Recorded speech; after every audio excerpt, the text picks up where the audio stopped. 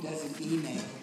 Dare I really say I'm feeling fine when I'm not online? In this world I'm just a neuter, 'cause I don't own a computer.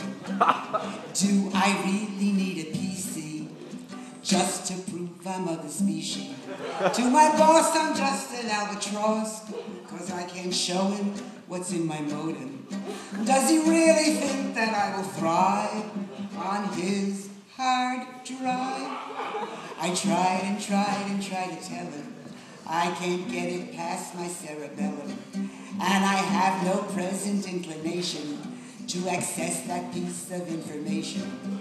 You can bet I'm not on the internet. I don't know which mode to use to download.